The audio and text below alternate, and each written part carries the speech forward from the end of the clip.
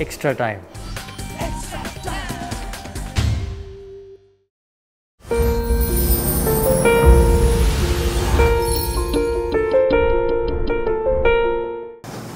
Mitch, nice to be home, I guess, but all the competition to play for, isn't it? You've got everything to go in this 2 matches ahead, haven't you? Yeah, exactly. It's obviously nice to be back at Santner Park, home ground, but yeah, like you said, we've got 2 pretty important games coming up, and hopefully we can win this one here and move on to Wellington with a bit of momentum. Have you settled on as a group what you've got to do better to beat these guys? Yeah, well, I guess we've been outplayed in all 3 games, but you know, we are, I guess, getting a bit better. You know, we saw some partnerships in our innings last game, and same with the ball. So I think it's just a continuation of, I guess, what we've been doing, just doing that a little bit better. Does this pitch suit you for bowling in particular?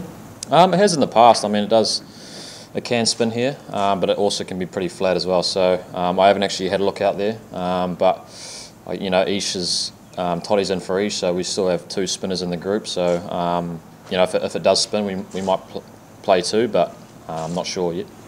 Mitch, what was the reason for you missing the second game? Is that just with the comeback and you don't want to push it too much? Is it about managing that?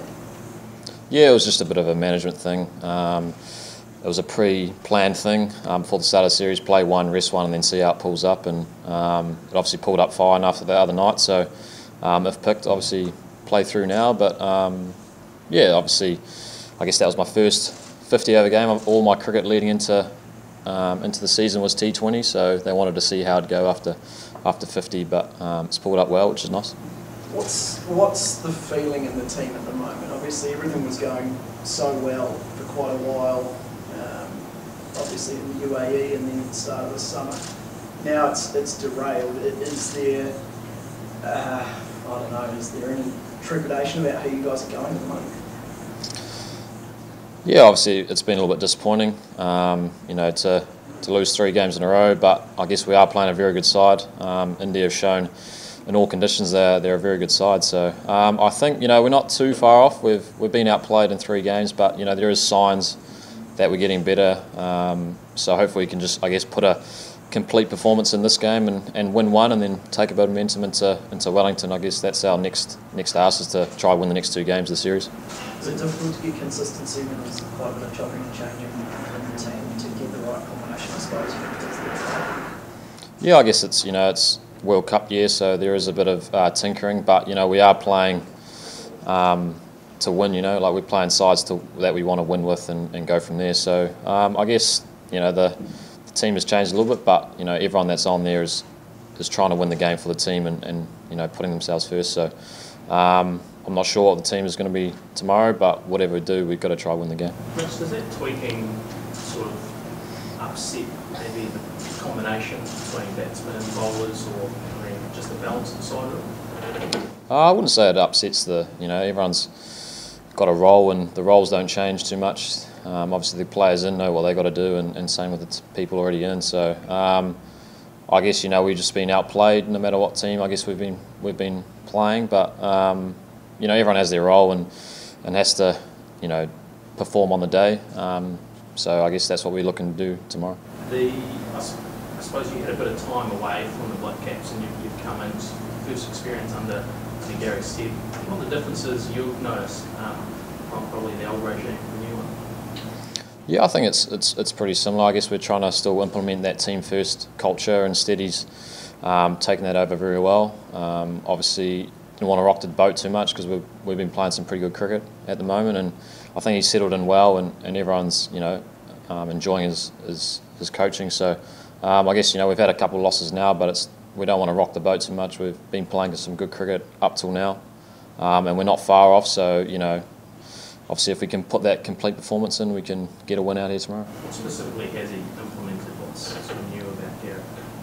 Oh, he obviously has his spin on things. We don't want him to be like Hess, because he's not going to be like Hess. He's coached for a long time, and he's done a pretty good job with Canterbury. So, you know, just subtle little things that he's putting his little spin on it. But in terms of the culture and everything, it's still very similar. Trying to put that team first out there, and everyone has their roles and know what to do. So he's just putting his little spin on, I guess, little things.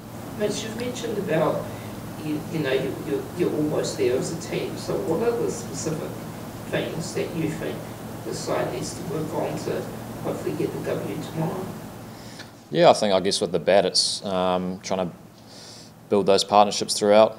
We saw a good one between Ross and Tom last game, and then we kind of got to that 40 in a pretty good position, and then lost a couple, and then kind of fell over a bit. So it's trying to build partnerships throughout. They've bowled very well in the top 10, and we haven't really got away. So if we can, I guess, get through the first 10 with wickets in hand, and then try to set up the back end where we've got some, I guess, power hitters that we can get to a pretty good total.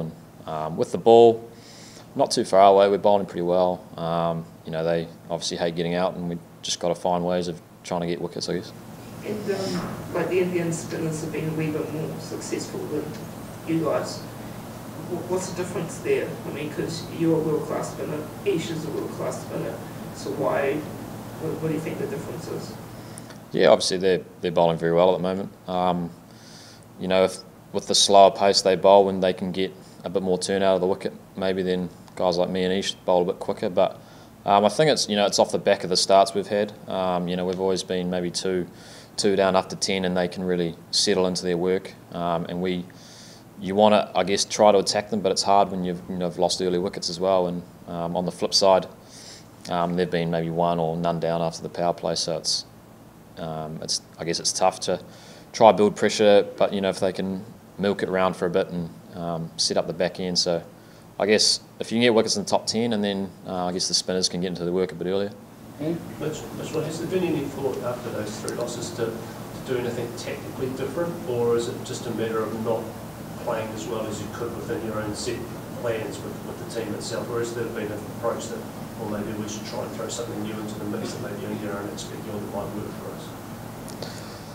Yeah, I think like the plans have been pretty solid. Maybe the execution's been off at times, but like I said before, I don't think we're far off. I think if we can get 2 wickets in the top 10, or even the first 5, and then we can get into their middle order a bit earlier. I guess every game that they've got off to good starts, and we haven't seen much of their back end. I think number 6 has faced maybe 10 balls or something in the series. So if we can kind of get wickets throughout, have a look at Hardik maybe at 7, and then they got the 4 bowlers after that. So I guess the key for us is to try take wickets through the middle, keep being aggressive, and then if we can look at their back end and try reduce their score a bit.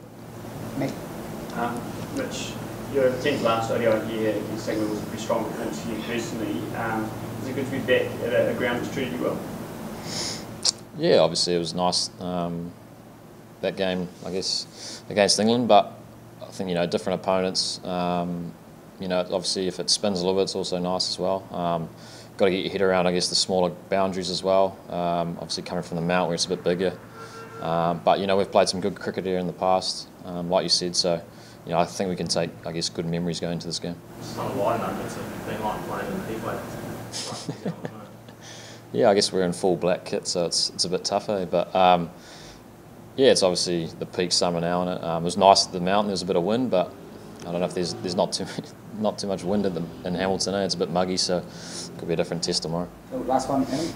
Mitch, has there been much talk about the absence of Virat Kohli for the final 2 one-day matches?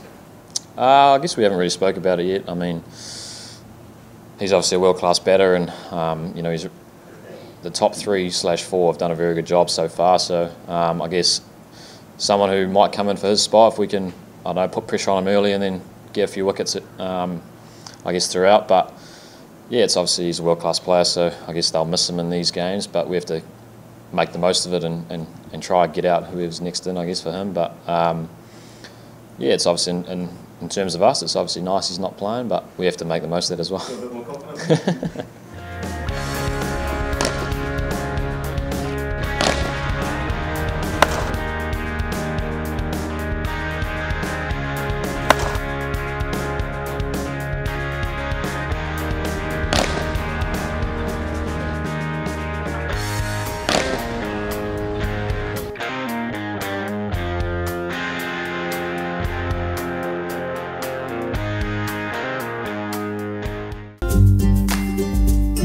the subscribe option and the bell icon to get all the exclusive sports videos on Extra Time.